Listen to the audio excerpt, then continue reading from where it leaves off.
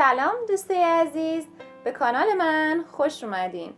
امروز براتون توی یک ویدیو متفاوت یک نوشیدنی رو آموزش میدم که ریشه اون برمیگرده به قدیمی ترین متدهای درمانی در هند و آسیای جنوبی به نام آیورویدا. اگه بخوام تک تک خواص مون میلک رو بگم حوصلتون شاید سر بره. فقط در همین حد میگم که اگر مشکل کمخوابی، بیخوابی و یا استرس دارید، شبها قبل از خواب این نوشیدنی رو بنوشید که هم خیلی راحت تهیه میشه، آرومتون میکنه، فوق‌العاده مفیده و تمام ادویه هایی که در اون استفاده میشن خاصیت های زیادی دارن. حالا برای درست کردن مون میلک شیر رو روی حرارت میذاریم و کمی اون رو گرم میکنیم. به ازای هر یک لیوان شیر این میزان ادویه ها رو باید اضافه کنید.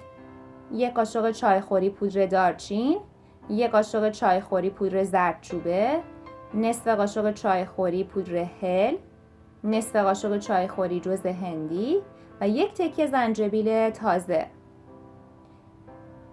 همچنین نصف قاشق چایخوری ادویه آشواگاندا اگر در دسترستون بود حتما اضافه کنید، چون این ادویه کمک بسیار زیادی به دفع استرس میکنه. حالا نوشیدنیمون رو به مدت 10 دقیقه روی حرارت ملایم میذاریم و هم میزنیم تا ادویه ها کاملا حل بشن و تمام مزهشون به خورده هم فرو بره. این ادویه ها خواص آنتی اکسیدانی و ضد التهابی و همچنین ضد سرطانی زیادی دارن که برای فعال کردن و کمک به جذب بهترشون مقداری فلفل سیاه تازه در انتهای کار روی نوشیدنیتون آسیاب کنید و نوشیدنی رو میل کنید. امیدوارم که از این ویدیو هم خوشتون اومده باشه. همچنین خوشحال میشم که این ویدیو رو لایک کنید، با دیگران به اشتراک بذارید و فراموش نکنید که سابسکرایب کرده و عضو کانال بشید.